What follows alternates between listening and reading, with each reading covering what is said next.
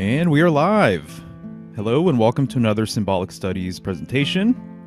I hope you guys are doing well today. You know, this is going to be an interesting one. I've been inspired by this topic, by Leo, really. And every time Leo season comes around, I can't not think about Leo's relationship or the lion's relationship with the Virgin. And this year, I just felt like there was a few new threads that I had been pulling at that I hadn't ever really talked about before that I thought you guys might be interested in. And hopefully I can kind of weave together some of these new thoughts and some of my prior thoughts and, get to the heart of this relationship between the lion and the Virgin. And so this is actually a really old correspondence as well, or relationship, that I think is kind of little known. I don't hear too many people talk about it, but once you start diving into it, it is absolutely fascinating and I think extremely relevant too, for a lot of different reasons. So that is what we're going to be getting into today, right? The lion and the Virgin. But before we get into it, just want to say that if you want to support the channel, you can like, share, and subscribe. I would very much appreciate it. Also, I revamped my website, symbolicstudies.com. And so if you're interested in a tarot reading, if you're interested in any of my prints, or anything like that, you guys can check out the site, symbolicstudies.com. There's all sorts of stuff there for you guys. If you want to support the channel in a different way, you can do so at patreon.com/symbolicstudies. And just want to say thank you to all of my patrons out there who have been supporting. You guys are awesome. And hopefully some of you guys are here today to enjoy the presentation. Right. So, a lot of my information regarding the relationship between the lion and the Virgin, a lot of it kind of started with the Strength card, and I think that may be kind of obvious to some of you, especially if you've been following my work. But the Strength card, in my opinion, really is showing the relationship between two signs, between Virgo and Leo. So most everyone clearly understands that the lion represents Leo, but I think far fewer people understand that the woman who is taming the lion here is actually emblematic of Virgo. And to me, this makes a lot of sense that they would be related to each other.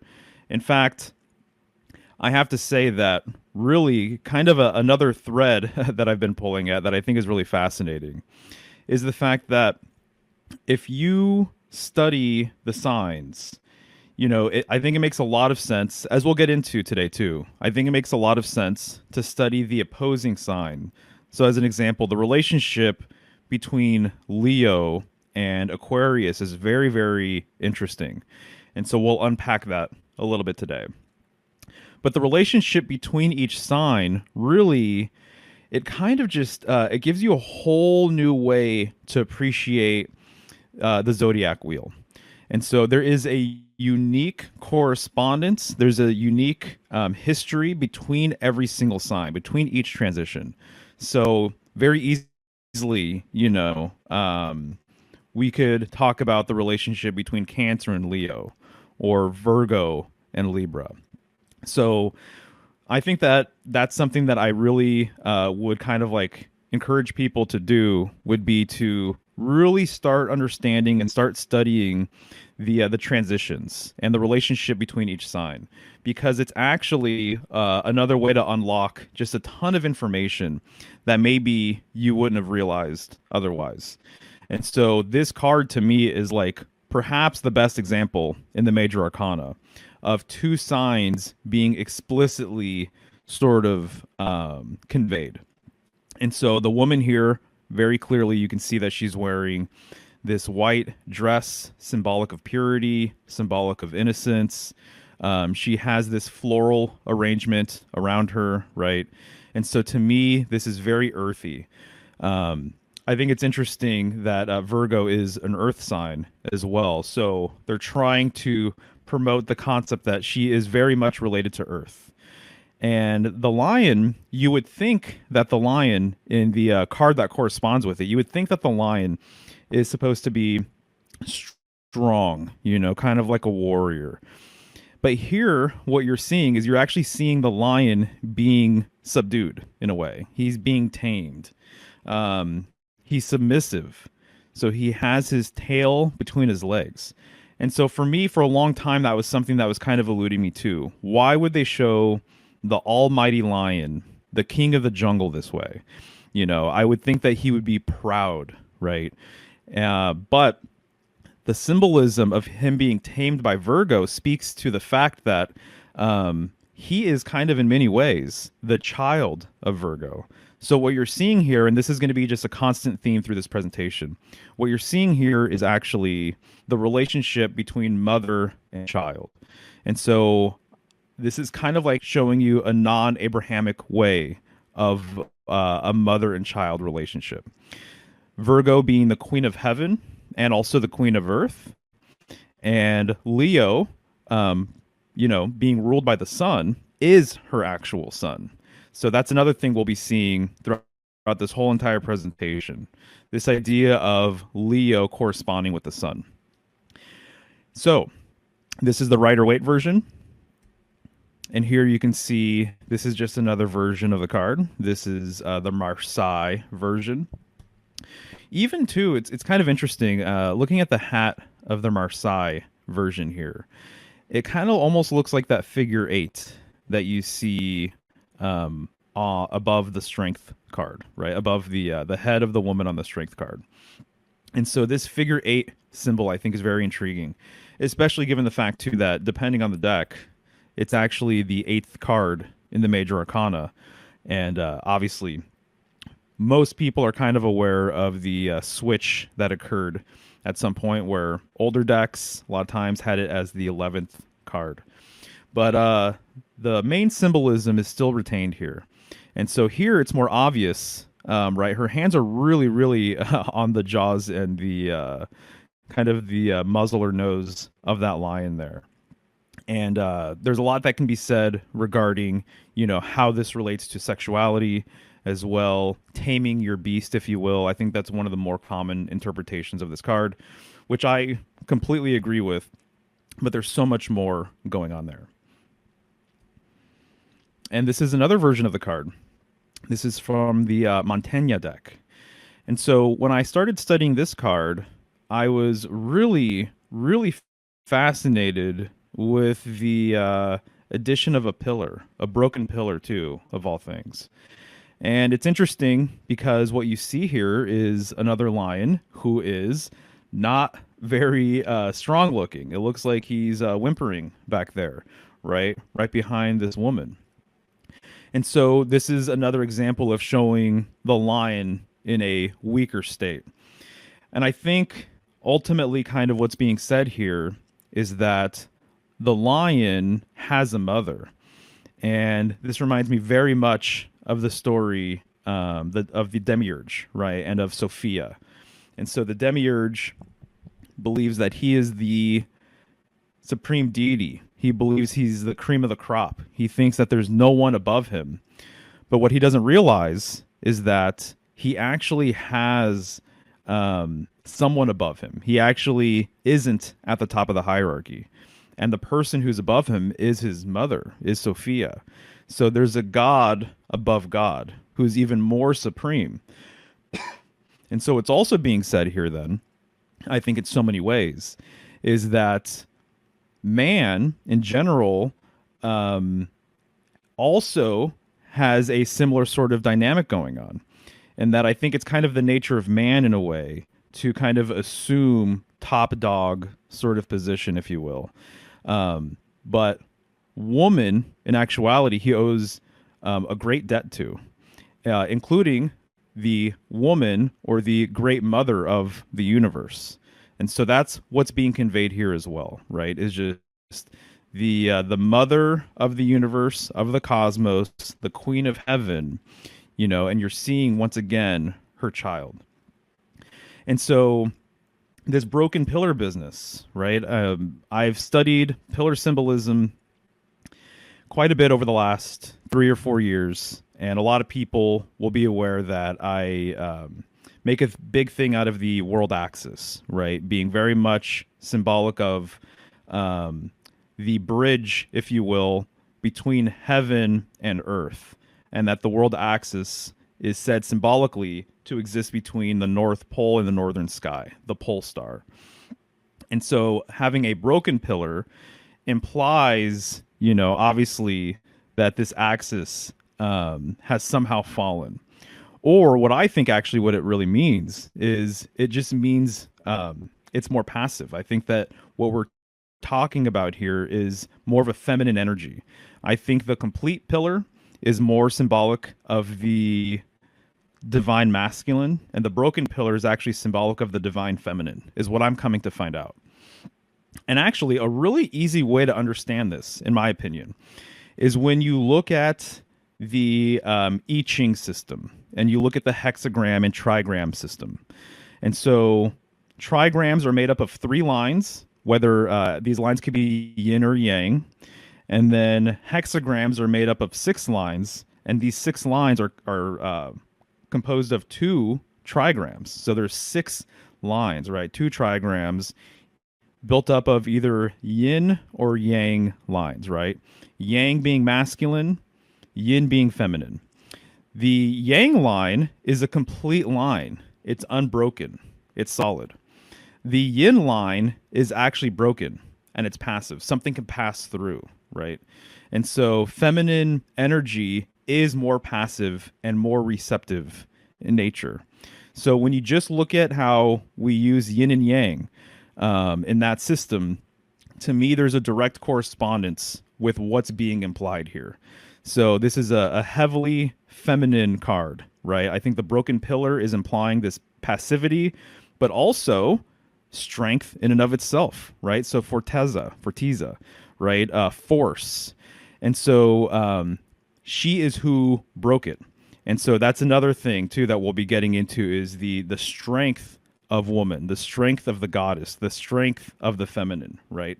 And this is kind of something that I think in today's world is kind of lost in a way. She's clearly in the power position here over the lion, over her child, over her son, right?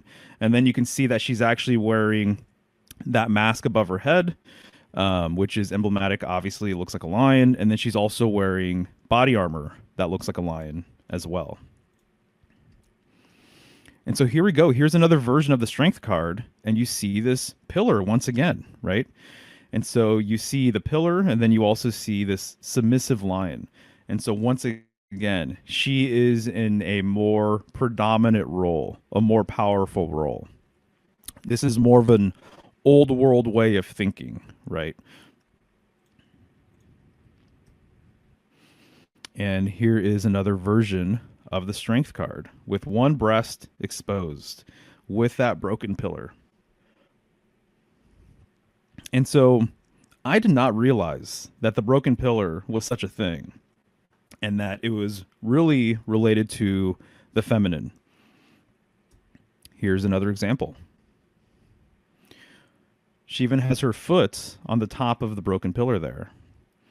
And very interestingly, too, notice that on top of the broken pillar, on the right-hand side, you see these chalices. To me, this reminds me quite a bit of Aquarius, which is the opposite sign of Leo, right? The water bearer. And so that's another thing we'll just be discussing. It's part of the whole entire weave is Aquarius's relationship with Leo and also the Virgin as well. So this is a broken pillar in Freemasonry. And so the broken pillar you can actually see in some funerary artwork. And so I've seen several grave sites that make use of the broken pillar. And it symbolizes order turning into chaos. And when I say chaos, I really think that chaos has almost a direct relationship with spirit. Which when I think of spirit, I think that there's a direct relationship with woman. and the mysteries. These ideas to me are very much related. So I tend to see order and stability and structure as being more of a traditional masculine sort of symbol. And I see passivity, chaos, spirit, the mysteries as being more feminine. So even just the broken pillar in and of itself, to me, implies the feminine, right? If it were complete, it would be not unlike an erection, right? It would be more phallic in nature. But this is almost kind of showing you the phallus kind of receding, right? The phallus going back, going dormant. So there's a lot of groups that have made use of this broken pillar symbolism to imply the feminine. And so here's just another illustration where you can see a woman and she's holding this broken pillar. Here's another Freemasonic illustration. This is called the Weeping Virgin, actually. And so when I came across this for the first time, maybe a couple of years ago, I saw so much symbolism to decode here, right? And so what you see is a maiden, another word for virgin. And by the way, virgin, it really just means unwed. It means unmarried. It means without a partner. That's the original meaning behind virgin. People today just have a kind of strict physical sort of sexual understanding of virginity, but it used to mean unwed without a partner. And so a madam, right? A young woman. And so this is the Weeping Virgin, and you see that she is standing right behind a broken pillar. And then you see what looks like Kronos, Father Time, untangling her hair, and he's looking way, way into the depths of that split right there, right?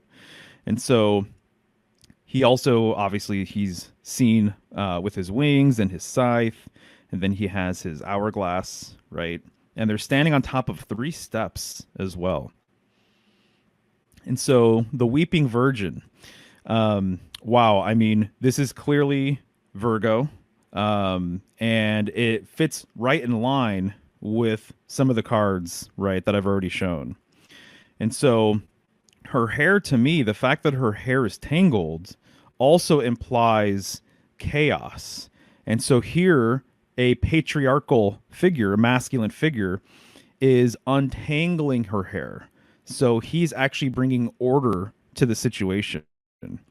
So when you hear order out of chaos, to me, what I hear is the masculine out of the feminine, right? And so once again, I don't look at chaos as being a negative thing. I look at it as very much a necessary thing. And I was talking to a student today during one of our sessions, and he brought up the word potential. And is chaos related to potential? And I said, absolutely, 100%. That potential is going to be maximized once order is brought into the situation. And so the pillar itself, I've done videos on this. I would suggest, if you guys are really interested, check out my Decoding Chaos presentation, or check out my Magician's Wand presentation, where I really get into the nature of the pillar. And I talk about how the pillar for a long time has been associated with authority, with order, with tradition, with structure. It brings balance. And the really old sort of idea is that the primordial universe, everything was chaotic, and all of the elements were mixed together. And symbolically, you know, the creator, if you want to refer to him as God, and I believe this is all just a metaphor anyway, but a creator came and built the world axis, created the world axis, shoved the elements apart from each other, created space, right? He separated the above and the below using this world axis. And this pillar or post or pole or world tree is what separated the elements and is what created this space to begin with.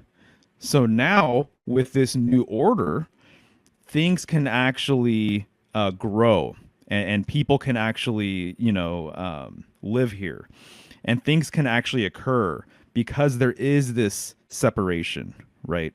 So chaos was ordered, and it was believed that the separation symbolically is related to the world axis, right? And so when you see the broken pillar, it's a reversal of that. It's going back to chaos. So you're seeing chaos out of order, essentially, which again, I consider it to be more of a feminine sort of thing. But I will say that the further you look into the divine feminine, you're going to find the masculine. And the further you look into the masculine, you are going to find the divine feminine.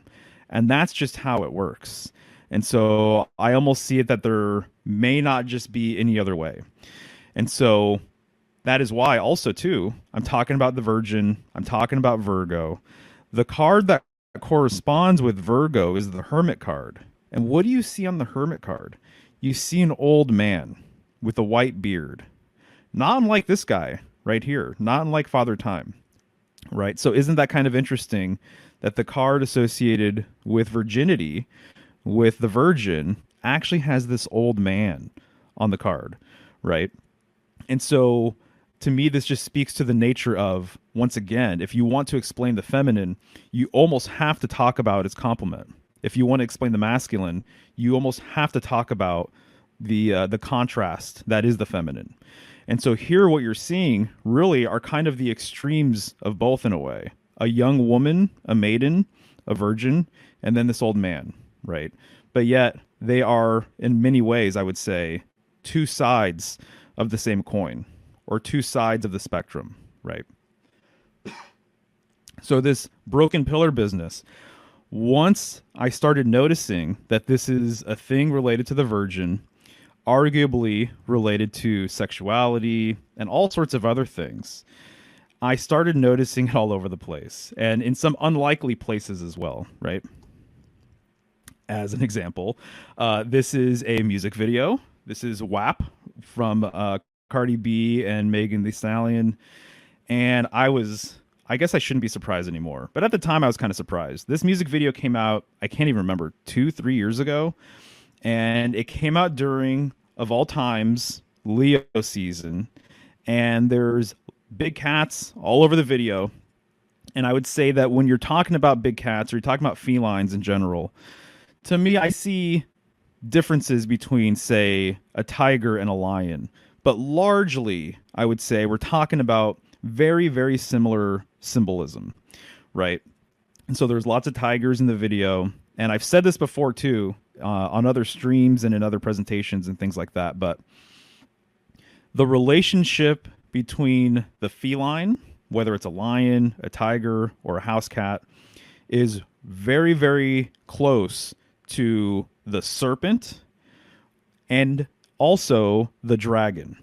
And so when I see the dragon, when I see the serpent, and I see the feline, I think that they're very much part of kind of a similar sort of tradition.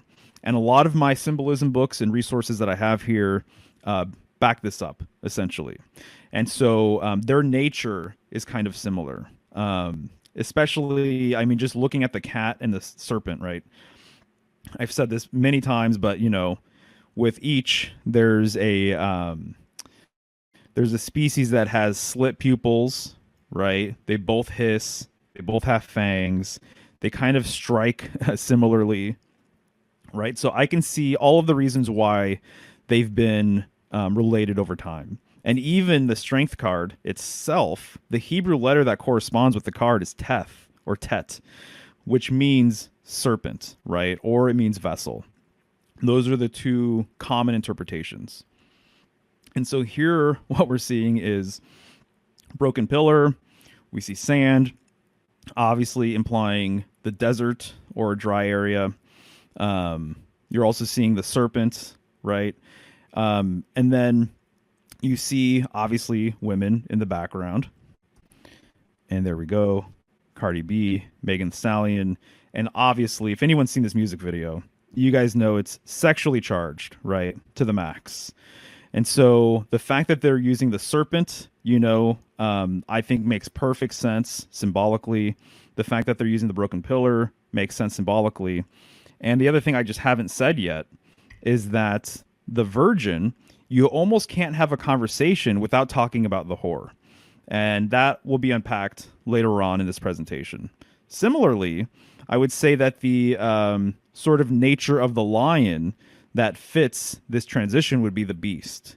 So when I'm referring to the lion and the virgin, in many ways, the beast and the whore are part of the exact same sort of conversation. And so here you can see that they used tigers, right? Big cats. More big cats.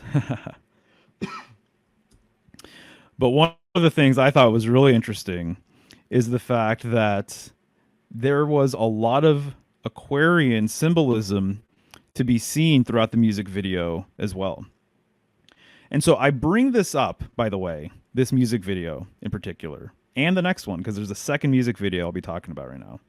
But I bring up these music videos not to say that I don't know. I'm not one of these sort of Illuminati, doom and gloom, everything is a ritual sort of guys, or that I don't know. I think I had my time sort of decoding pop culture in a lot of ways, and it's not even so much my focus anymore. What I'm trying to say is that whoever is in charge of, the art direction for these projects and the concepts for these projects and stuff, all I'm saying is that they're aware of the symbolism, right? They're aware of the tradition, that a lot of these different motifs and symbols and whatever that are brought into these projects, they're not just created out of nothing. It wasn't just someone's bright idea to be like, hey, let's make this music video, and yeah, let's put snakes in there and big cats and everything else. It's strategic, and it's strategic for maximum effect, right? And so these symbols, they resonate with us. And whether you're aware of the tradition or not, I think that there's a subliminal sort of side to all of this. So as an example, right, you see water coming out of the doorways, right, underneath the cracks down there. And so the water is spilling into the hallway, and the hallway is made up of these zigzag lines. Well, when I was watching this video for the first time, it all popped out at me, and I'm like, that is so Aquarian, it's crazy. So the flow of water, and then what WAP even means. So those zigzag lines look like the old glyphs for water, right? And it looks like the glyph for Aquarius, the water bearer, which is the sign opposing Leo. And here you can see just outside the house, just outside the mansion, that water is flowing through the front door as well, underneath. And what do you see on the door, right? You see two lions right there, two golden lions.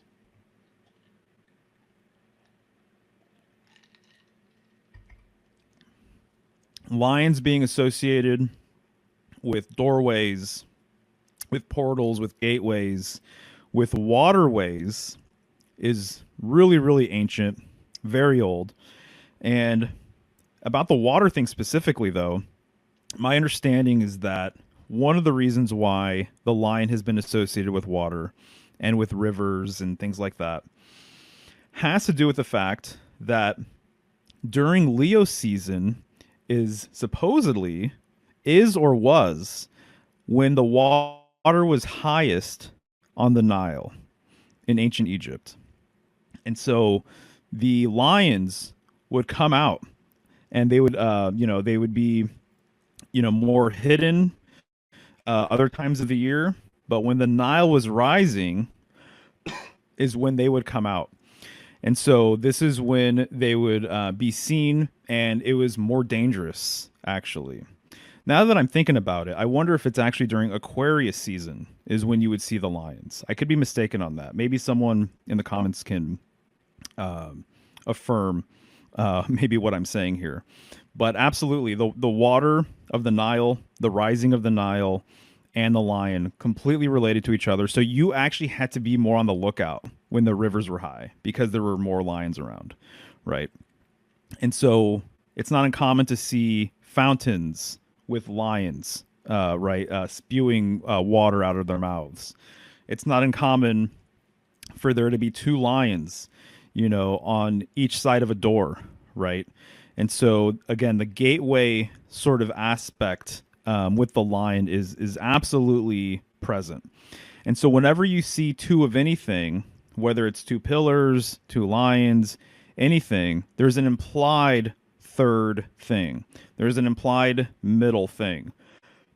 And I would say that it's actually it's implying a through way. It's implying a portal. It's implying a way through whatever two things you might be talking about.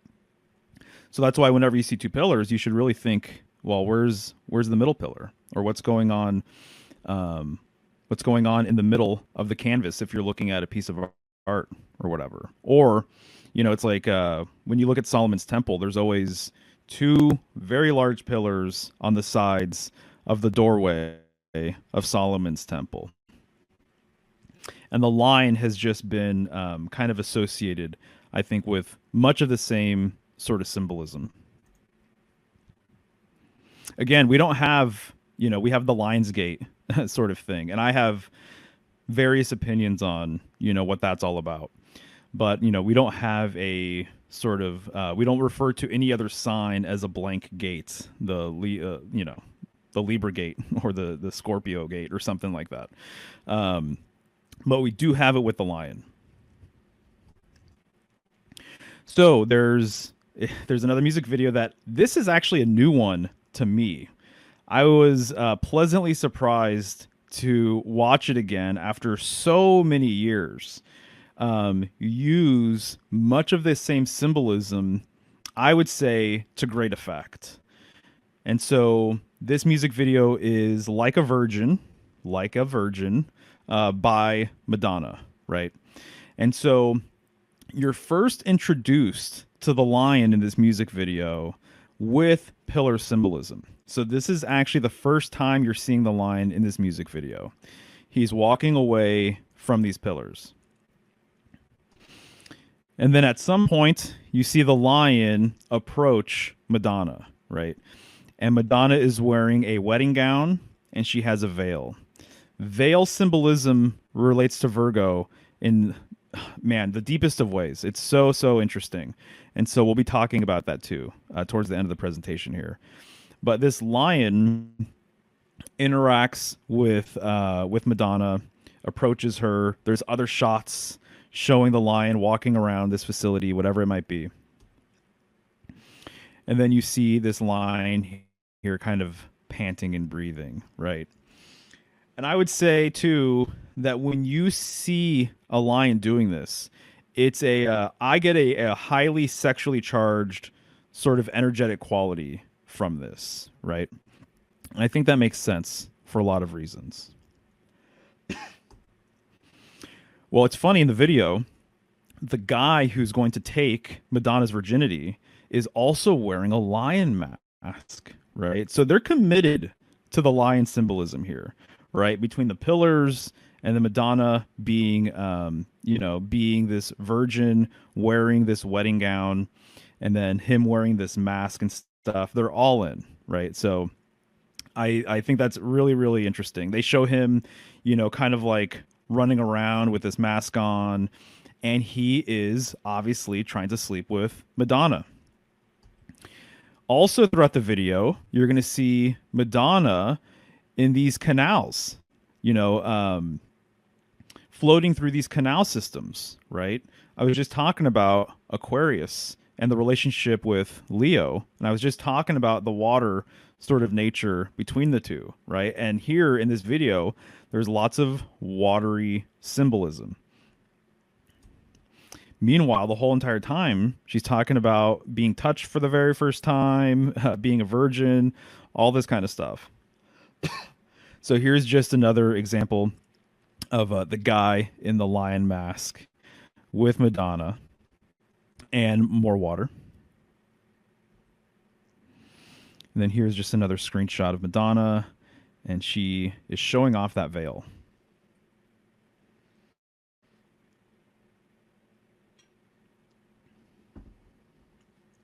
So let's talk about Madonna and where she got her name from. So when you look into Madonna, I'm sure most of you guys, I'm assuming, perhaps not, know that Madonna essentially means virgin. So it's a madame, right? It's the equivalent of that, or an Italian lady, or my lady, or from an older sort of understanding, lady mistress of the house. But specifically, it's a reference to the Virgin Mary as a picture or statue, as a work of art.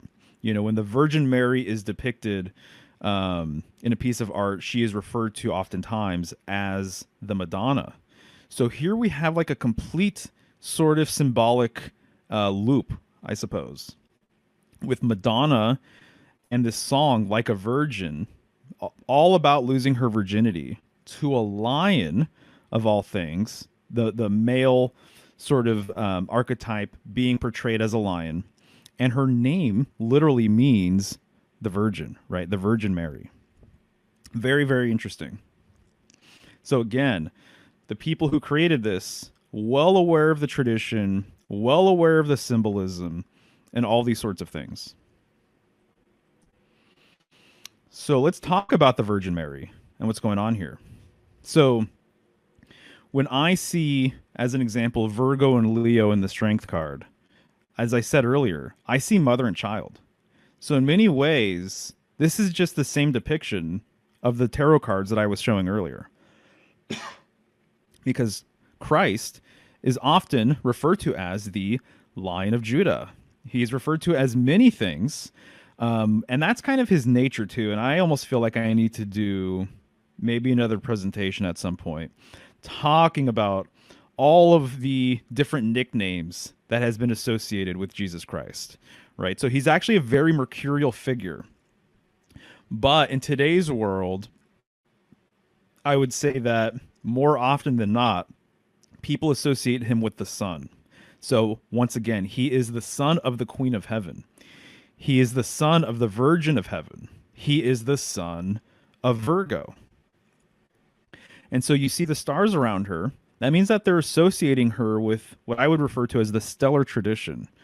And he would be more emblematic of the solar tradition. And so we'll be getting into this a little bit more as we move on here.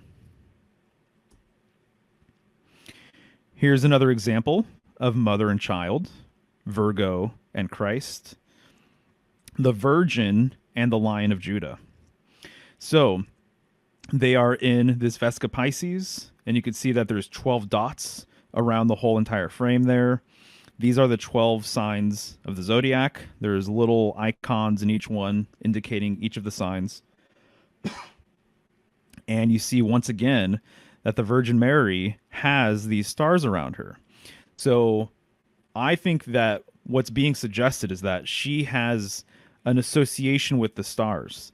And the Queen of Heaven always has associations with the stars. And so it's not uncommon to see the Virgin Mary. I didn't include it here, but it's not uncommon to see the Virgin Mary wearing all blue, just like what she's wearing here, but it's more of a richer dark blue. And she's covered in white stars or little yellow stars. And so this is something that has been done for a long, long time, that the Queen of Heaven, the Virgin of Heaven, is associated with the night sky, and she's associated with the stars.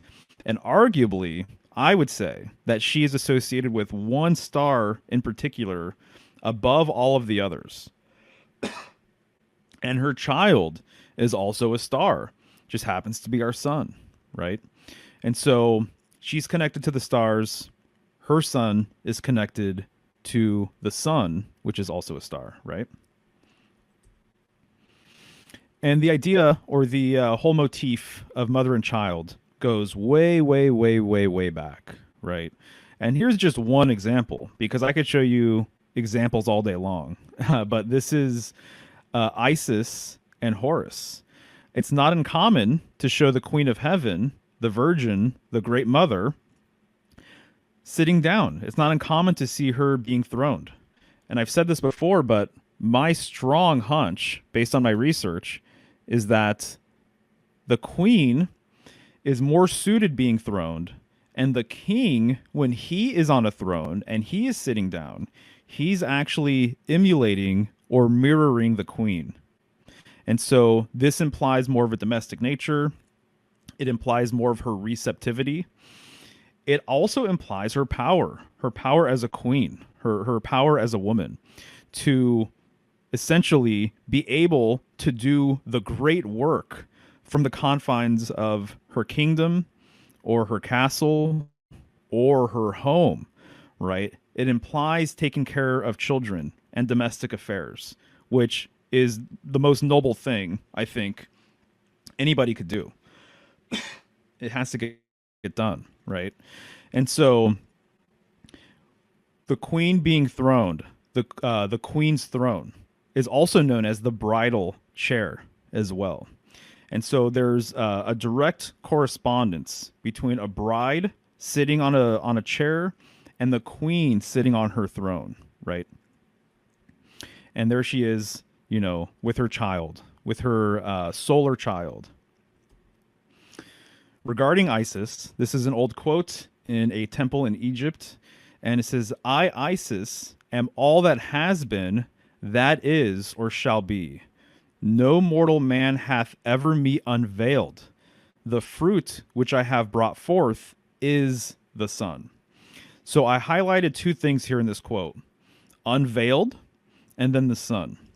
And these two ideas are completely related to each other because it's through lifting her veil, it's by piercing her veil, do we have the discovery or the creation of the sun, her son. And this gets into, once again, the storyline of Sophia and the Demiurge, right? And Virgo. I think all of these queens, all of these virgins, all of these goddesses, I think are just completely related to each other. I tend to see similarities over differences. And as more of a syncretist, I like to collect these storylines and see, how they might relate to each other. And so I know there's hundreds or thousands of goddesses out there, but are they all just an aspect of the same one? Do they actually all go back to one idea, right? Or one figure? Same thing with all the gods out there. There's many, many, many gods, but are they all just different aspects of one main god? That's how I tend to see it. But the idea behind Virgo, or the idea behind Sophia, is that deep, deep within her, within the darkness, within her chaos, she found her counterpart. She found her son. She found the sun. She found a light, a hidden light. And it's only through the process of unveiling or going through the depths of her was this son actually born. So I'll just read this again. "I, Isis, am all that has been, that is, or shall be." This is referring to the feminine virgin cosmos who had no partner. "No mortal man hath ever me unveiled," because it can't be done. No mortal man hath ever me unveiled, meaning too that she unveiled herself. I believe that it wasn't, this unveiling did not come from a human or from another male even. It came from herself. She unveiled herself. "The fruit which I have brought forth from this unveiling is the sun, is the light, is Leo, is the line of Judah, is Christ," right? So I think that's clear. Here's just another example of the Virgin Mary and child. I really like this one because I've never seen this before until I was getting ready for this presentation, but there is a little lion that's right next to them. And that little lion has one paw on a shield, and there's a lion on the shield. I think that's great.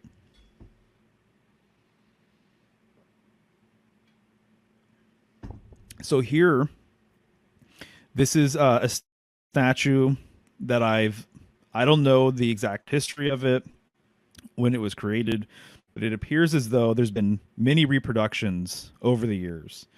But to have that detail of the line speaks to everything that I'm kind of talking about. Once again, the line is looking up to the Virgin Mary, to the Virgin. She is holding her child. So she is the predominant figure here. She is at the top of the hierarchy. And that's how I tend to see queen symbolism these days, even in the court card system, as an example. So, with the court card system, you have pages, you have, it depends on the deck, but generally you're going to have pages, knights, queens, and kings. My opinion is that the whole system actually revolves around the queen, the same way the whole system of a beehive revolves around the queen bee, right? The queen bee. And I see a lot of interesting symbolism that relates bees and beehives and honey and all of that with Virgo. In fact, I chose to include bees in a illustration that I've created for Virgo, encoding all of her symbolism. But here you have, once again, the lion and the virgin.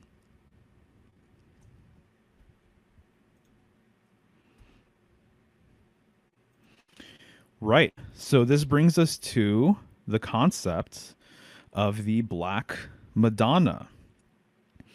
So you may or may not have seen this before, but especially in France, that's my understanding, that the Black Madonna was highly worshipped, which is really intriguing because I was aware of that, but what I wasn't aware of until maybe 2 or 3 years ago is that the Notre Dame cathedrals of France supposedly are laid out to look like, across France, they're laid out to look like the Virgo constellation. So the church system in France, at one point, the real thing that they were worshiping was the Virgin Mary, right? And so they did so via this Black Madonna sort of motif, and they did so kind of, in my understanding, that there was a lot of kind of this is perhaps more of an esoteric sort of thing, that there's an angle with this sort of worship that was a little underneath the surface, that was a little underground, actually, that their reverence for Madonna, their reverence for Virgo specifically, and the Virgin, that aspects of it were above ground and publicly known, but there's an even deeper aspect that I think is more so hidden and more veiled, which is more feminine, actually, right? So here we have the Black Madonna and her child, and notice that it appears as though she's sitting within a dome structure, highly, highly related to the dome, because what we're talking about is the dome of heaven. We're talking about the firmament, right? And so the dome is interesting because there is that central point at the very tippy top of that dome. She's also related to that upper point, which I personally associate with the northern sky. Well, I was reading a book recently by this guy named W.H. Mueller called Polaria. And this book, whoa, it blew my mind for a lot of different reasons. And actually, I've talked to a couple of people about this book, and I will do, absolutely. I know sometimes I say, oh, maybe I should do this or maybe I should do that with presentations and stuff. And sometimes my inspiration gets the best of me and I end up switching gears or whatever. But 100%, I have to do a full presentation on this book called Polaria by W.H. Mueller. If you've been following my work or interviews or whatever, it's actually a pen name for Kenneth Grant. So there's a lot of information in this book about Northern symbolism, about the polar tradition, which is Northern symbolism. And he wrote something very interesting about the Black Madonna that I've never, ever heard of before. So let's get to it. So In Polaria, he says the symbolism of the black stone. He talks about stone symbolism quite a bit. The symbolism of the black stone, to be found in polar or polar oriented cultures, has its analog in the Black Madonna, particularly popular in France. Her deep esoteric meaning, however, appears shrouded in mystery for most people. So, as I already mentioned, Black Madonna worship, popular in France, and so much so, just the worship of the Virgin in general, the Queen of Heaven, once again, that they decided to lay out their cathedrals to actually look like the constellation of Virgo. And I did not include a map. I have a map. I've shown maps in other videos. So if people are really interested in actually checking out the map of that, you're going to have to look through my YouTube channel, and you're going to have to look through my Virgo videos. And so this really, really intrigued me. So what he's saying basically is this idea of a black stone. And he's referring to, by the way, a black central stone at the north. And this very much relates to the concept of a lodestone, which I would love to talk about more at some point. This is referring to, in my opinion, the philosopher's stone as well, which I believe is a central stone. The lodestone, by the way, is this idea that there is a central stone at the north that is magnetic, which is why our compasses can even work, right? So all of our compasses, when they point north, they're pointing to this black stone, right? And there's a whole alchemical side to this too, about a white stone and a white lady and a white goddess and everything else. Not going to get into that right now. But what he's saying is that the worship of the black stone, which is a big, big thing, by the way. And I was really happy to see, by the way, if people want to do a little bit of follow-up research with this, I was happy to see that Analog did a show on the Higher Side Chats, and he has a little section about the lodestone, and he has a little section in that interview about its reverence and about people worshiping this stone. It's absolutely a thing, and you don't hear people talk about it too much. But here you see that W.H. Mueller / Kenneth Grant is talking about it, and what he's saying is that this black stone in the West kind of got basically the symbolism was transposed over to the Virgin Mary, and specifically her archetype as the Black Madonna. So black stone, Black Madonna, this central sort of worship, this sacred center sort of worship, which again has a correspondence with the North, which hopefully by the end of this presentation will make a lot more sense to you guys. But I had to include this. So he also says, this is actually earlier on the same page, but I felt like it made more sense to relay it this way. In the Kaaba, so this is the Kaaba cube in Mecca. In the Kaaba, it's translated as House of the Mother. The black stone has to be circumambulated 7 times by the pilgrim. So Kaaba translates over, according to his research, to House of the Mother.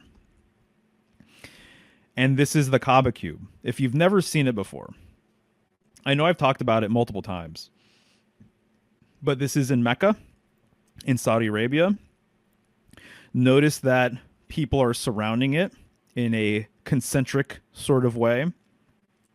What he mentioned there is that the pilgrim who makes a pilgrimage to visit the House of the Mother has to revolve around, has to walk around the Kaaba cube 7 times. That's very, very, very interesting. So keep the number 7 in mind, okay? Because it all kind of relates together, in my opinion. And this is actually the stone that he's referring to, the specific stone. So the Kaaba cube has a sacred center on one of its corners, and it's what you see right here. It's actually really, really interesting. If you've never seen it before, people have filmed, people's reaction to being able to see the stone in the flesh, right? And people go nuts. It's really, really intriguing. There's some people that are a little more reserved, but I just saw a video the other day where a guy is like putting his face right there in that opening. Not to laugh, but I mean, it just reminded me of something very sexual in nature. You know, he was diving in there, man, and I was just like, whoa, and uncontrollably so. It almost seemed like he had just this sexual urge or sexual desire to just go all in. Because whether you know it or not, this symbolism is highly, highly feminine, right? When I see this cube, I don't think of the feminine personally, you know, but I'm a Westerner as well, and this is not my tradition. But when you look into the symbolism, when you look into the tradition, as we just saw right here, it's all about mother, house of the mother, right? And so even notice the color scheme here of the cube, black and yellow. And what do we have here with the black Madonna? Black and yellow, right? So what W.H. Mueller is saying is that the reverence for the Kaaba cube, specifically the stone, which even just notice that the frame kind of looks yoni-like for that stone, right? This black stone, that this has kind of been the Western equivalent of worshiping this same stone. So isn't that interesting?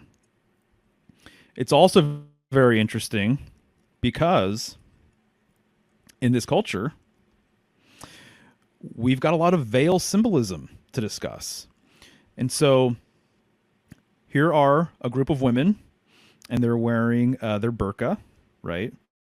They're heavily veiled, and they're wearing a black veil. We're talking about the black Madonna, right? And I thought it was really intriguing because actually what they're doing here in this specific photo is they're actually protesting because they no longer want to be photographed for a state or a country ID. So they don't want to be photographed because they believe it goes against the law of Islam, and that they should not be seen publicly, which is why they're so heavily veiled. So what a lot of people don't realize is that, and I've said this before too, so forgive me if you've heard this, you know, multiple times, but what a lot of people don't realize is that Islam, what they revere and what they actually hold in the highest regard, and I understand that there's different sects, and I understand that there's different points in history with Islam, you know, so I don't want to paint it with a broad stroke. But when you look at the symbolism, it's all about the Queen of Heaven. It's all about the Virgin. It's all about the feminine. And it's all about keeping the feminine veil intact, which is why they're wearing what they're wearing. And so whether you agree with this practice or not, I think it's very, very interesting that the Kaaba cube is the house of the mother. I think it's very interesting that they're so heavily veiled. And this all relates to the Queen of Heaven, basically. And so even when you look at the crescent and the star, right? Most people, I think, are going to say that the crescent moon is more so feminine. I know people who look at the moon as being masculine. I think that's interesting too, and I have room for that correspondence in my life. So I'm not completely exclusive or dogmatic with any of this stuff. But the moon has a lot of feminine qualities to it, right? The moon is related to cycles, right? And, you know, to water and to menstruation and all of these different types of things.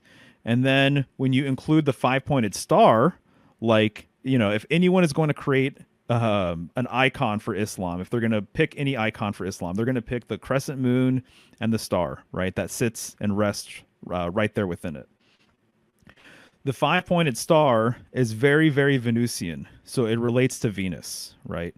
So Venus makes a five-pointed star over the course of 8 years from the perspective of Earth. It's called the Venus rose or the Venus pentagram. And so the five-pointed star and the crescent moon, both very, very feminine. And so that's just really interesting. That is kind of what is being worshipped here, I think, is this idea of the Queen of Heaven. And also, too, I mean, a lot of this stuff is kind of like created to cause chaos, to create confusion, perhaps. But even the terrorist group ISIS, right? It's called ISIS, right? And we're talking about Isis and Horus and all these different things. And so you could see where I'm going with all of this stuff. But veil symbolism goes back to what I mentioned, right? About Virgo having this veil, and deep within her, behind this veil, was a light. And this light was her child. This light was her son. This light was the masculine energy. She created, or she discovered, the masculine energy deep, deep, deep within her. And therefore, now, because of this creation, because of this discovery, has a partner, if you will, because there was no such partner that existed prior to this dynamic. And so when you're talking about veils, we still have a veil tradition here with the Virgin, with the wedding veil, right? So the Virgin, like a virgin, Madonna, she was wearing the wedding veil. Here you see just a woman getting ready for her ceremony. And what's the whole idea behind a wedding veil? Is that a patriarchal figure, a masculine figure, actually unveils her. And so this tradition is really interesting, because what it's also speaking to is the fact that now that she's married on more than one level, she is losing her virginity, right? So now she is no longer unwed. She's no longer unpartnered. Now she has a partner. So on that level, with the old way of looking at the virgin, she is no longer a virgin. But also on another level, sexually, and if you're living in a more traditional sort of place, or if you live a more traditional sort of lifestyle, it also signals the end of her physical virginity as well. So lifting the veil is not unlike actually the hymen being a veil, and the hymen's veil being broken, or the hymen being lifted in a way, right? And so the symbolism is very much sort of the same, I would say, between the veil and the hymen. Absolutely. So, regarding more virgin lion symbolism. So this comes from an excellent book, by the way, that I continue to appreciate over the years, and it's Funk and Wagnall's Standard Dictionary of Folklore, Mythology, and Legend. It's a beast. It's a huge, huge book, but man, there are so many great entries in there. So if you're serious about your symbolism and you can find this one, I don't know how common it is. I just happened to come across it at a used bookstore, but it is fantastic. So this is under the lion entry. It says, Solinus from the 3rd century said the lion was not easily enraged, but terrible when roused. He spares those who fall prostrate, however, and is very gentle with virgins. So he's saying that the lion is very gentle with virgins.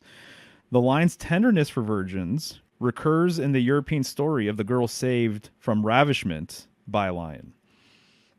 So here he's speaking to the lion's affinity for virgins.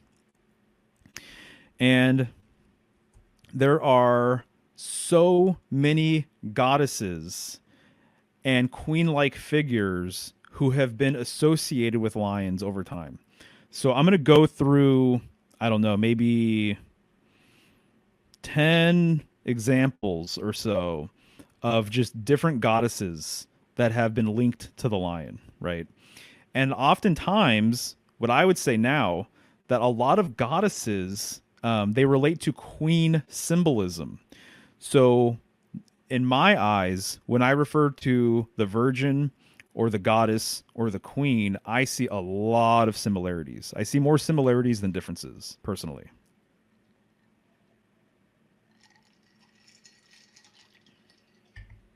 So here you see Cybele, and she's being pulled by 2 lions, right? And I just want to point out real quick that you should take notes of her crown there, because it's going to come into play a little bit later. So hopefully you guys can get a clear sort of visual of that. But Cybele was associated with lions. Ashtaroth is associated with lions as well. Here you can see that she's standing on one. And I just have to say, one of the things that I noticed getting these images together is that I saw more than one example of a goddess or a queen standing very upright, very erect. And it just makes me wonder if they're actually alluding to the pillar symbolism that I kind of unpacked earlier. So here she is standing on top of a lion. This is another theme. This is something that we'll be getting into right now, is a woman riding a lion, which to me, again, just implies that she is in control, essentially. Here's another example of a woman on top of a lion. And here she actually has a dragon to her left. And so, as I was saying earlier, the lion, the serpent, the dragon, very, very much related, guys, in so many different ways. So I'm not surprised that they would be seen together here. And again, she's sitting, so she is throned like a queen. Sekhmet, right? Lion goddess, also throned. And there's many other lioness goddesses out there. Here's a coin that depicts Queen Victoria, depicted with a lion. Very, very interesting.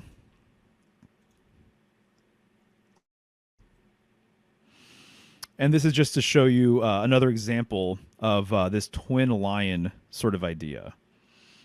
And so twin lions, you can look up Akeru, Akeru, and this would be the lion looking to the left and one looking to the right. And generally there's a sun that rests in between both of them. And so depending on, the entry that you're reading, they're either associated with tomorrow and today, or the future and the past, something along those lines. But there's many examples of these twin lions out there. Here's just another. Ishtar, notice that she's standing on top of two lions down below. Very interesting. This is another example of, I'm just noticing how vertical she is, and makes me wonder if they're implying some sort of pillar. Would not be surprised if that was the case.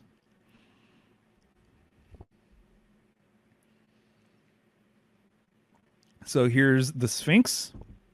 And so one of the things that's been said about the Sphinx, some people believe that the Sphinx is actually a composite of two creatures, of the lion and the Virgin, of Virgo. And so that could perhaps be the case. What have these structures gone through over the years? I can't really say. How have they been manipulated? I can't really say. There's so many questions about history right now that I honestly, guys, I think that world history is almost up for grabs right now. I think a lot of what we were taught growing up in the education system that most of us probably went to, just not buying it anymore. So what's the true inspiration for some of these old structures, some of these old ruins? I don't really know. I have my strong hunches, but it's interesting to consider this being a hybrid between Virgo and Leo, because another thing that's said about the Sphinx, one of the secrets of the Sphinx, which I believe there are probably many, is that it's a hybrid of Virgo and Leo, because Leo was the last sign of the astrological year at one point, and Virgo was the first sign of the astrological year. And so what it's actually encoding is kind of the complete cycle of the year from beginning to end, beginning with Virgo and then ending with Leo. So just something to kind of consider, something to ponder. I think that's worth noting there. I thought it was really interesting, actually. I want to find more imagery.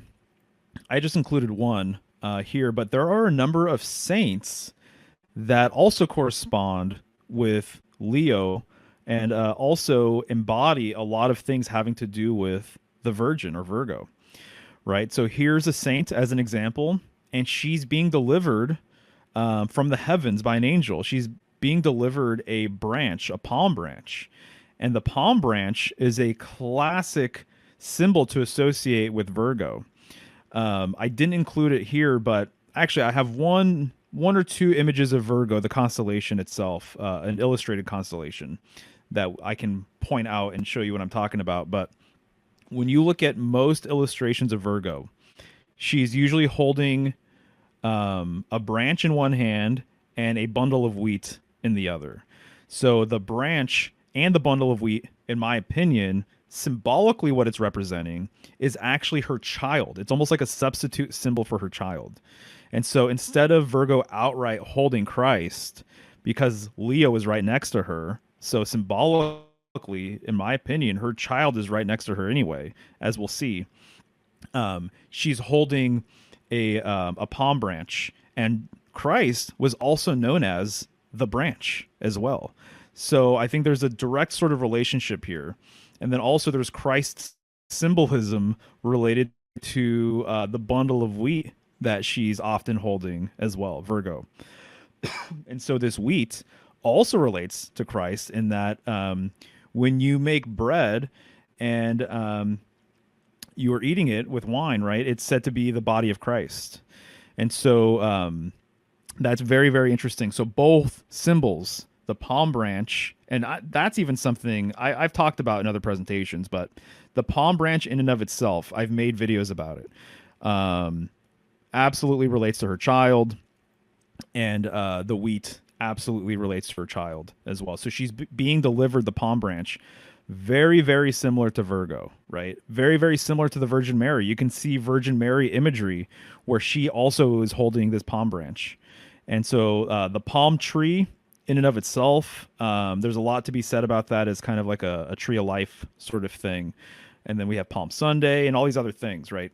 But the fact that she's being delivered this palm branch and the fact that she's surrounded by lions, it just lines up with kind of everything I think that I'm getting at here. So here's a statue, old little figurine from apparently 6000 BC. So again, I'm skeptical with most dates now with most everything, and so but no doubt it looks incredibly old. So they say 6000 BC Turkey, and what you see here is a woman, a goddess, no doubt, a queen on her throne, and the arms of her chair, the arms of her throne are lions. So there it is, once again associating the queen, who therefore is the queen of heaven, also the queen of earth, Virgo, the virgin, the perpetual virgin, the everlasting virgin, right? Being associated with lions once again. And you'll actually see this too. There's at least, I know I can think of a few cards off the top of my head where they kind of are showing a very similar sort of setup.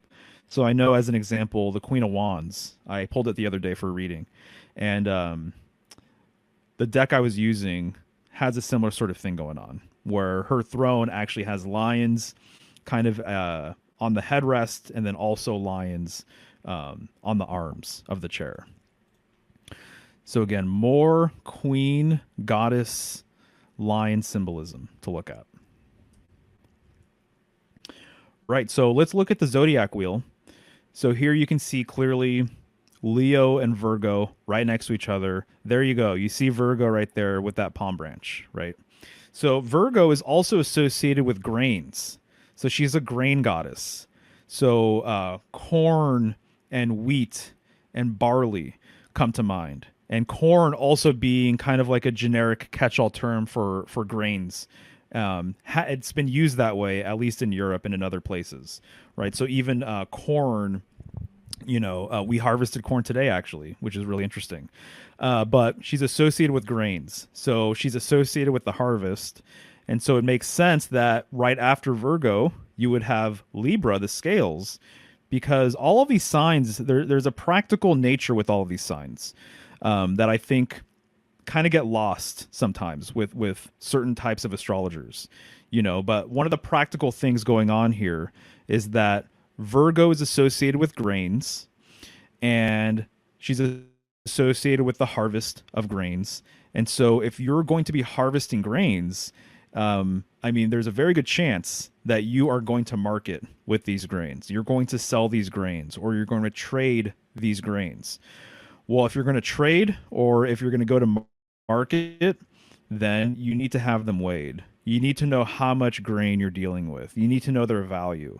So my understanding is Libra and the scales actually developed from an agrarian sort of society where weighing grain during this time of year was like a very, very big deal, because it was your livelihood. This is what you spent all year, prepping for and everything else. So it was important for you to get your money's worth, right? What you put into it. Also, I just have to say, it's very interesting, the relationship between Virgo and Scorpio. So notice that Virgo and Scorpio both have glyphs that look like M's. It's because, in a lot of ways, they are polarities of each other. They're on opposite ends of the spectrum of each other. They're on opposite ends of the scales of Libra, right? So Virgo is the last sign of summer, right? So from Aries to Virgo, we are on the light side or the day side of the zodiac, it's been said. And then the rest of the signs were in the night side of the zodiac. So this is when the fall begins, at the beginning of Libra. And we call it fall. We call autumn fall. And then you have winter, right? So you have this dark side from Libra to Pisces. So that means that Virgo, with its M glyph, M for mom or mother, matter, all sorts of things. It's a very, very feminine letter, the letter M. Even how you say M, right? It's more internal, it's softer. And so Virgo is on the light side. Scorpio is on the dark side of the zodiac. And Libra exists right between them. And so there's a whole dynamic going on here that I've talked about in other presentations. But for now, I wanted to highlight Leo and Virgo being right next to each other. So when you look into the night sky, and if you're looking for Virgo and you're looking for Leo, this is something that you'll see. You'll notice that Virgo kind of looks like she's laying down in a way. And notice, too, that one of her hands looks really close to the tail of Leo. And sometimes I've seen some versions where she's actually pulling on the tail of Leo. And then right underneath Leo and Virgo, what you're going to see is a serpent. So I'll show you a better version right here. So there you go. You're going to see Virgo, Leo, and Hydra, the serpent.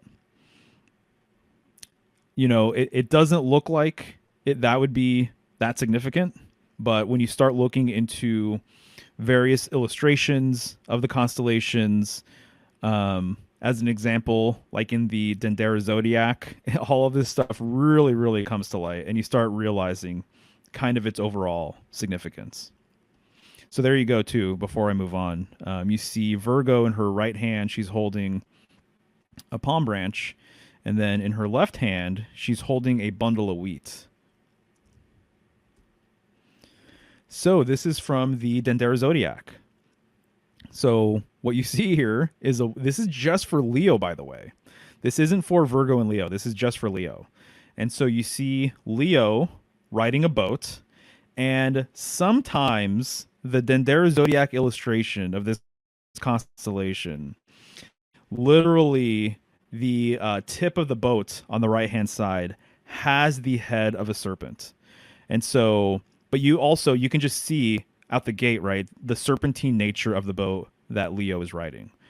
And then you can see behind him a woman with the flail holding its tail. So she's holding its tail, implying that she's in control, right? She's in control of the lion. She's taming the lion. And she's also taming it with her flail, right? So the flail is used to hit animals and get it to go wherever you want it to go, right? This is in contrast to the crook. So you'll see, I was just talking about this earlier, but you'll see pharaohs on their sarcophagus designs. You see the pharaoh holding a crook and a flail. So the crook is mercy, meaning you're taking mercy on the animal. And so you're going to lead them, where they need to go, but you're going to do it gently. The flail is severity. So you're actually going to punish them into submission, into going where you want them to go. She has a weapon with her, essentially. It's not unlike a whip. And so she is, despite her stature, right, compared to the lion, she is actually in control here. And it appears to me like they're riding, even though she's not in the boat. It looks as though they're journeying together. But speaking of riding and taming and being in control, let's look at this card that is the equivalent of the strength card from Aleister Crowley. So this is the lust card. And so what do you see? You see the woman who I've been up until this point, just generally calling the Virgin, Virgo, right? She is riding the lion, but it's not just any lion. It's a beast. So it's a 7-headed beast. So there's that number again, number 7. And so she's pulling on its rein, and up above, she's holding a chalice. So this is emblematic of the whore of Babylon riding the beast of Revelation, who is 7-headed, right? And so this card, to me, it's explicitly showing you, in my opinion, it's more so about the beast and the whore than it is about the lion and the virgin. But as I was saying earlier, these are all very much related concepts and overlap with each other greatly. And so he's just being more explicit, I think, with the reverse symbolism. But as I was saying earlier too, there's a number of goddesses that have been seen riding the lion, riding the beast, taming the beast, being in control. And here's another example from the Vedic world. So this is Durga. She has many arms, and she is riding this lion, right? And so, once again, this motif of a woman controlling the lion, right? We've seen it many, many times already. But let's read a little quote about this idea as it relates to, some traditions in Hinduism. So this comes from J.C. Cooper, the Dictionary of Symbolic and Mythological Animals. So in it, he says, in Hinduism, the lion was the 4th avatar of Vishnu, sometimes half man, half lion. The lion is the guardian of the north and represents Durga as destroyer of demons and is an attribute of Devi, right? So we were just looking at Durga. The thing that stuck out to me is the fact that J.C. Cooper and a few other of my resources relates the lion to the north. So there it is. The lion is the guardian of the north. Very, very interesting, given the pillar symbolism that we were looking at earlier and how I associate that with the world axis and the north, right? But he also said earlier that the lion was the 4th avatar of Vishnu, sometimes half man, half lion. And I'm going to show you that avatar right here. So here he is. I believe his name is Narasimha. I could be saying it incorrectly. But the whole storyline that you're generally going to see with this avatar is that one of his followers, one of his young followers, by the way, kind of reminds me a little bit of this virgin business, a little bit. Um, One of his young followers was having an issue with his father, and he considered his father to be demonic. And his father did not want his son to be worshiping Vishnu. So he called upon Vishnu to take care of his father, essentially. So what did he do? He waited for his father to come home, and he burst out of a pillar, of all things, as a half man, half lion, and completely destroyed this guy. And there's some fairly gruesome versions of this that you can see where he's actually eating his entrails. And they say that he killed him basically with his claws, that his claws were razor sharp, and he destroyed this guy and ate his entrails. But here we go again. He came out of a pillar. He came out of this pillar. So you see those two lines in the back, those two blocks? That's actually a split pillar. So this is implying the pillar that he came out of, right? So again, lines and pillars. What is going on? That is so fascinating to me. And so here's another version, a more kind of comic book sort of version, more action-oriented version. Half man, half lion, lying dormant in this pillar until the opportunity is right. And then he comes out, he breaks out of this central pillar, and then he kills the follower's father, who's demonic, right? So again, the lion assisting or having reverence for, this youthful sort of figure here, the child. Well, lion symbolism in India is very interesting. And when you look into it, actually, it's very intriguing that there are actual literal pillars with lions on top of them. And so here you see a pillar with 3 lions on top of it. And then you see that there's a lion in between these wheels. And even the flag of India has a large wheel on it. I don't know if you guys have ever noticed this, but this large wheel is symbolic of the turning of the cosmos. It's symbolic of the turning of heaven, or the churning of heaven, right? And so the center of the wheel is the hub of the heavens above us, which has a relationship with the North Star and the northern portion of Earth. The hub of the wheel is the world axis, right? And so pillar symbolism, pole symbolism, very much relates to the axle of heaven, right? Which perpetually rotates around the North Star, Polaris, the pole star. And so I just think it's very, very interesting that the line, once again, here at least, and in other examples, is related to the central pole, right? Moving forward, it's really interesting that there's a whole storyline about the churning of heaven. And the exact name of this scene escapes me right now. But what you're basically seeing is you're seeing a central pole, a central mountain, right? You could see that they've tried to create a hybrid of the two here, at least. And then you see this serpent wrapped around this mountain, wrapped around this pole. And you have 2 sets of demigods pulling the serpent back and forth, back and forth. And so this is churning the heavens. This is churning, kind of in a way, it's symbolic of life itself, just moving. And it's symbolic of just cycles, right? But notice at the very top of this mountain, you have a goddess, Lakshmi. And so you have this goddess at the top of this pole, right? This is the central pole. This is the central mountain. This is the world mountain. And by churning, by pulling back and forth these serpents, the serpent's name is Vasuki. By pulling the serpent back and forth, they actually are creating a nectar of the gods, because they're churning what they refer to as the ocean of milk.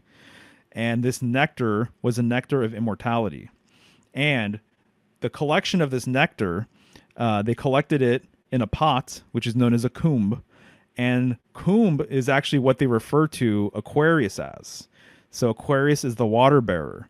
And so Kumb is a reference to the vessel that we associate with Aquarius, right? And so they have a huge, huge festival every few years called the Kumbh Mela. And so it means the celebration of the pot. And so this symbolism that I'm showing you right here actually has a lot to do with Aquarius. And, by extension, I would say also with Leo, because what did I start this whole entire presentation with? With the strength card, right?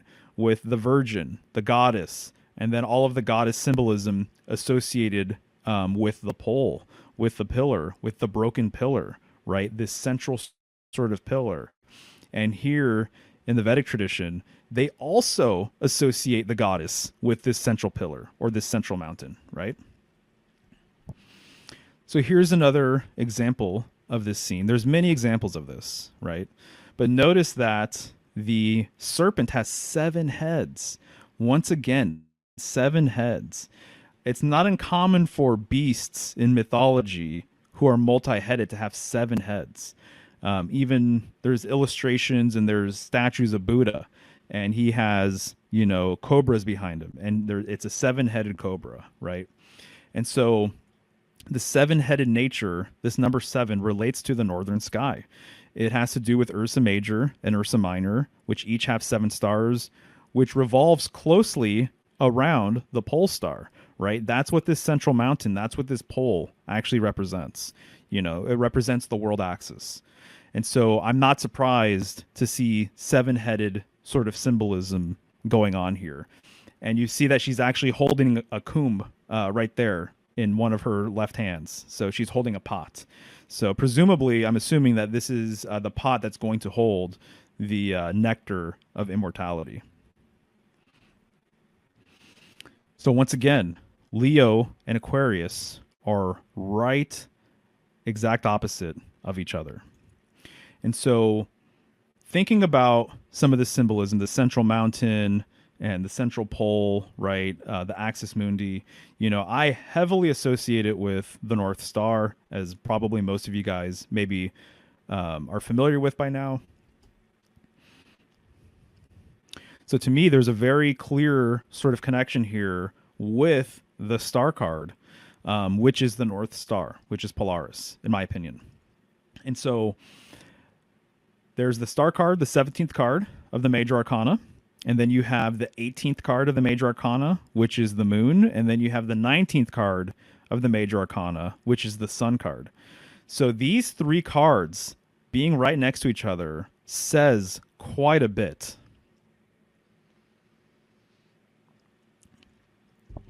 The sun card, nobody questions what sun it's referring to. The moon card, nobody questions what moon it's referring to. Yet there is this hidden nature to the star. What star is it referencing?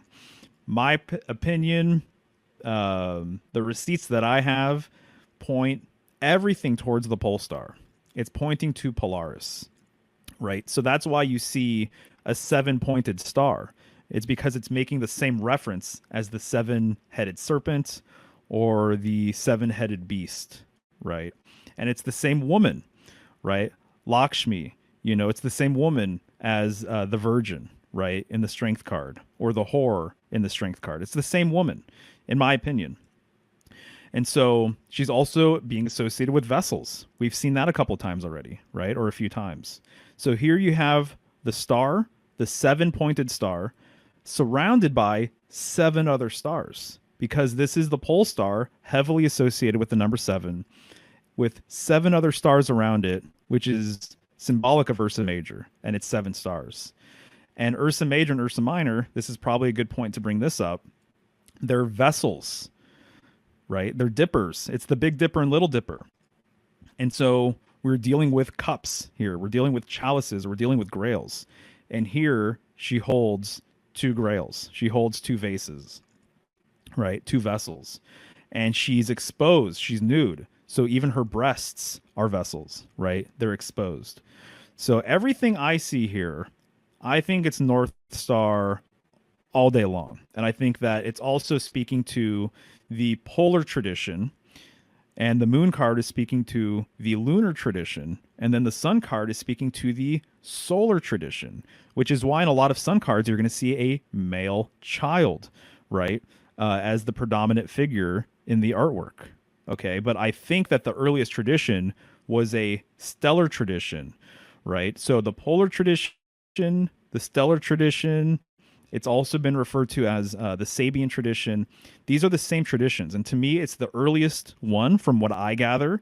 And so a lot of symbolism that came after this sort of awareness or understanding or reverence is kind of built upon that. And so I think that's what the star card is ultimately getting to. But it's the same goddess that we've been talking about this whole entire time, in my opinion. This goddess of the north. And I made a whole presentation. You guys should totally check it out if you haven't seen it. It's called the North Star and Aquarius. So if I didn't say it already, the star card corresponds with Aquarius. So the Virgin Mary I talk about in this presentation is sometimes referred to as Stella Maris, and that means the star of the sea. If you're talking about any star of the sea, there's only one star it can be, and it's the North Star. So this is the star that mattered the most in sea navigation, right? And again, the heavens revolve around it. So if there's a central point that the heavens revolve around, it's the pole star. There's no way around that, essentially. So Stella Maris, the star of the sea. So this northern symbolism, as I unpack in that presentation, kind of almost in a very kind of like a hidden sort of way, has been definitely sanitized and definitely made more insignificant. But there are still traces of this northern goddess being associated with the pole and the pole star. Notice again how vertical she is. I know she's just standing there, but I can't not think of this pillar, right? I can't not think about that central mountain in a way, or I can't not think about her as a pole or a symbol of the world axis itself. So the Virgin Mary has also been called Stella Maris, the star of the sea. This star is the guiding star, right? That's why you see a ship behind her, right? So as long as the sailors know where north is, they at least know in what direction they're traveling, basically. So it's said that she was the guiding star for Christ, okay?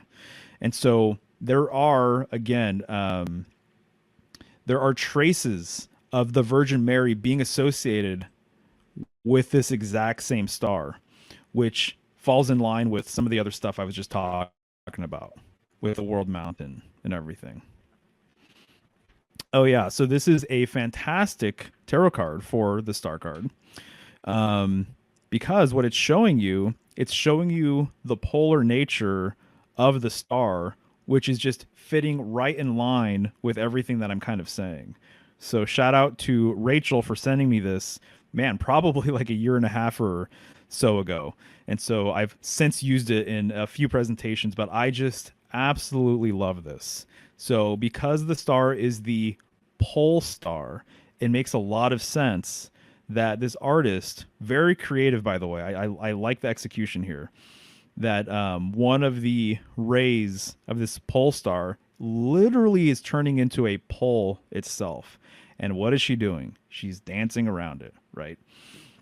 And so when I see, when I think of, or if there's a film and they're at a strip club or something like that, and there's a girl dancing around the pole, I always think of the world axis. And I always think of this northern goddess. I can't not go there. And in fact, I do at some point, I really want to do something kind of exploring some of that symbolism. And in many ways too, I would say that it reminds me of a lot of serpentine symbolism where a serpent is wrapped around a pole, or a serpent is wrapped around a wand or a staff, or a serpent is wrapped around a world tree, right? Or a tree of life, something along those lines. Because essentially, one of my conclusions here is that we refer to Leo in a lot of ways, right? As I've talked about at length today, with the masculine, but a lot of traditions associated just the lion in general. The first, the gender that people associated with the lion was actually the lioness. you know. And so there's something to be said about the feminine, the lioness, and also this same quality being related to the serpent as well. And so, anyways, just wanted to mention that real quick, but I think this card speaks to kind of what I'm saying here regarding the pole star business. And so I'm showing you here another card that is the star card. So there you can see down below, you can see the Aquarius glyph down there, the two squiggly lines that represent water. And you see a woman sitting down, and you see that there's breast milk coming from her breasts. And this fits in line with the idea that the breasts are what created the stars of heaven, basically. It's what created the Milky Way.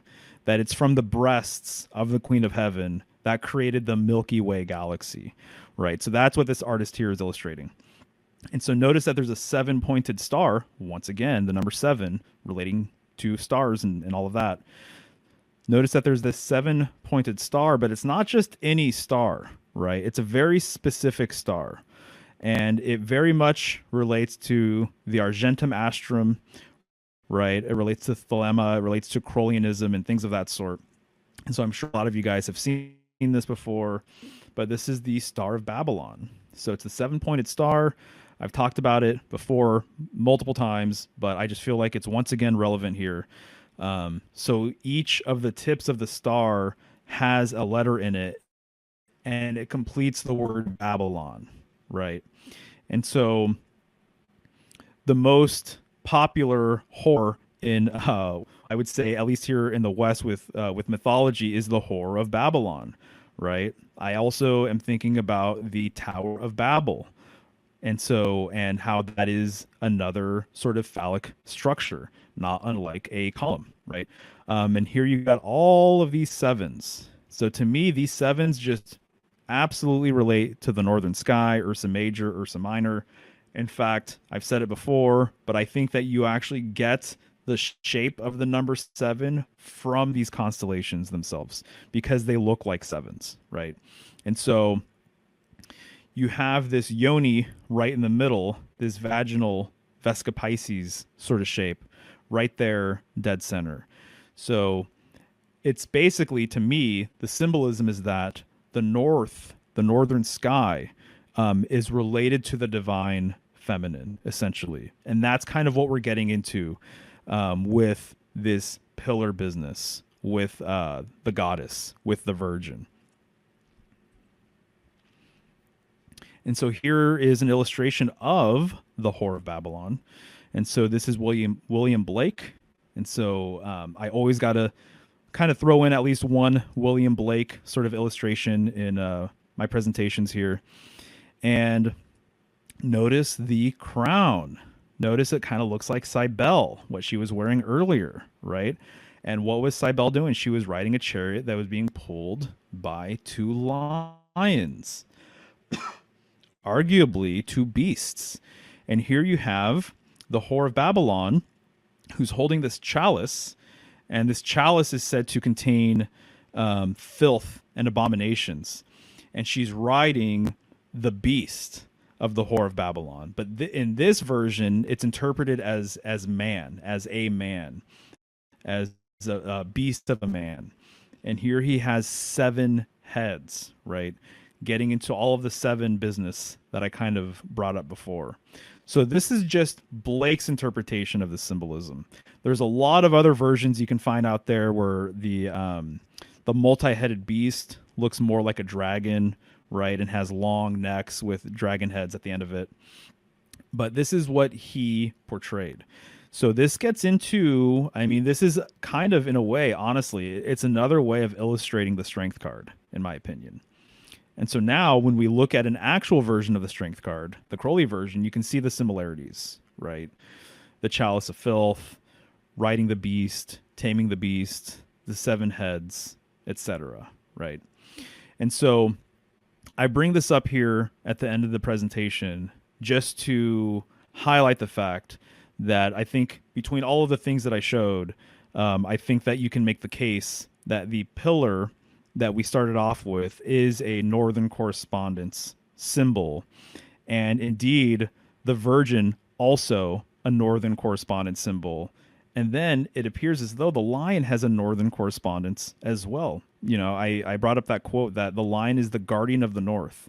And that's not the only resource that I have that attributes the lion to the north as well, right? So I think in a lot of ways, what we're actually seeing is that the lion is just part of a lineage of beasts that's associated with the north. And that's what I see this creature right here being associated with. Hence the seven heads, right? And I think I kind of maybe made the case that this is really just kind of a translated, updated version of some of the Eastern stuff that I brought up, right, from Hinduism. So hopefully that all makes sense. Would love to know what you guys think. But the last thing I'll say about all of this is that I love this strength card right here. So this is from the Pagan Otherworlds deck. And instead of a traditional lion, we have a bear, right? And so when I first saw this, my mind just started just kind of thinking about how brilliant this actual kind of correspondence is. At least for me personally, I love it. I think it's fantastic because Ursa Major and Ursa Minor is the great bear and the little bear. And arguably, you could perhaps say that this isn't just a bear, a male bear, but what I'm realizing about the Northern Sky, Ursa Major, is that it's not just a bear, but it's actually a mama bear, right? So the Northern Sky has a lot to do with the goddess, a lot to do with the Queen of Heaven, the Mother of Heaven, and therefore the Virgin of Heaven and the Virgin of Earth, right? The perpetual, everlasting Virgin, perpetually being a virgin because she is continually unwed. She's continually unpartnered because she is the original essence here. She is the original sort of creative force here, right? So she gave birth to man.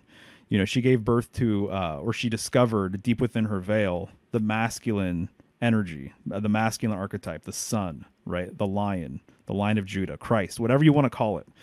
So she's perpetually unwed because she will never have a partner. She will never have a true equal because she was the first sort of quality around, right? And so that's why she's the perpetual virgin, in my opinion. That's how I tend to associate it. So I think this card is just a really beautiful sort of updated northern substitute. So the way I'm looking at it right now is that I've had more experiences with bears than I have with lions. So here in the West, I've seen lions in zoos, right? Definitely seen serpents, snakes in real life. Definitely been around many cats in my day. But I've had more close encounters with a bear than a lion here. And so this kind of updated sort of take with this bear, to me, is just at the very least, it's a really intriguing thought. And so when I first saw it, I thought it fit very nicely with some of the northern symbolism that I like to geek out on, mostly Ursa Major, Ursa Minor. And I think that the bear, too, in a lot of ways, it's kind of been bubbling up for me as something that I want to do more research with, and I want to dive deeper into, and I want to understand more folklore surrounding the bear and what that's all about, and the mama bear, etc. So I really love this. I think it's pretty cool. So whether it's a male bear, whether it's a mama bear, whatever, I think it's an interesting updated take. So that's what I have for you guys. Thank you so much for hanging out and being here. If you want to support, there's a number of ways of doing so. If you got something out of this presentation, I would love it if you could maybe share this video, like, subscribe. If you want to buy a study packet, if you want to book a reading, you can do so at symbolicstudies.com. You can become a patron, at patreon.com/symbolicstudies. This is my study packet. So it's 4 pages. It's a elemental study packet, 1 page per element. Lots of correspondences. You can print it out. You can share it with people. I don't mind. It's a digital download. It's $5. It's served me well, and I know it's served other people well. So if you're into that sort of thing, definitely give it a go. Also, just want to announce, I've been talking about this for a few months now, but Symbolic Studios. So, in case you weren't aware, I've been a graphic designer for over 20 years, and I've done kind of everything under the sun when it comes to design. So, I've done lots of branding projects for companies large and small, digital projects, including, websites and social media, things like that. I've also done a ton of print projects. So, packaging and posters and t-shirts, and I've done skate decks. I've done all sorts of stuff. So if you have a small business, if you're interested in working with a designer who not only has been doing it a while, but is also symbolically literate, please let me know. And I know there's people out there, because they've reached out. There's people out there who would rather work with somebody who has an understanding of maybe esoteric symbolism for whatever reason, or they just want somebody who knows what they're doing. So they want someone who can maybe add a little more of a thoughtful sort of quality to their project, which is what I'm all about. So if you're interested, I've got information on my site. You can request a portfolio if you want to see my work. Here's one such example of something that I've created. This is my Gemini print. And so these are silk screened by hand. And they were all illustrated by me. I have 3 of them right now. My goal at some point is to complete the whole series of astrological signs. And so if you order one of these prints, they're all hand signed by me. They're all shipped out by me. I include a symbolic breakdown sheet of what is going on symbolically with this piece. I also include a bookmark and a study packet too. So you kind of get a bunch of things when you order one of these prints. Also, I'm available for tarot readings and study sessions. So there's more information on my site, but you guys can always text me. If you have a question about anything or whatever, about any of my services, you could always text me at 503-893-4606. I love doing tarot readings, but I really love doing study sessions. Study sessions are a blast because I get to teach. I get to really dive deep into a topic with somebody. I'm doing a study session. I've been doing study sessions with someone right now who's really interested in the tarot. So we're going through each card. I've done study sessions for people who've wanted dream analysis, who've wanted to know more about their sign, all sorts of different things. People have hit me up to review their artwork, essentially, and they've asked, like, hey, how can I make this more astrologically encoded? How can I make this piece feel a little bit more like Leo, as an example, because they're creating a Leo illustration. So if you think I can help you with your symbolic journey in any way, shape, or form, just reach out and, hopefully we can make something happen. Snail mail. So if you guys feel like sending me anything via snail mail, you can do so at P.O. Box 930, Carson, Washington, 98610. Also, my girlfriend has a show, and it's called The Healing Home, and you guys should check it out. She's interviewed a lot of people over the last handful of months, and she's on YouTube at Michelle's Healing Home. We also have a project called Last Thursday Live, and so we go live generally every Thursday, and we talk about all sorts of wild stuff. So it's more unfiltered. I do talk about symbolism, but I talk about a lot of other things that I'm interested in. So it's very casual. We interact with the chat. And for the last, I would say, I think it's been like 5 or 6 episodes, we've talked about the 1960s and kind of the culture creation aspect of the 60s, the propaganda from the 1960s, the music scene, the drug scene. We've talked about cults and communes that were around in the 60s. We've talked about the Hells Angels, Charles Manson and the Manson murders. My girlfriend's really into all that stuff. So we kind of, we just go there. And she's been interested in that decade for a long, long time. I'm interested too. And so it's just a good time. It's very different from what you're seeing here. But if that sounds appealing, you guys should definitely give it a go. But that's going to do for now. Until next time, you guys take care and have a good weekend.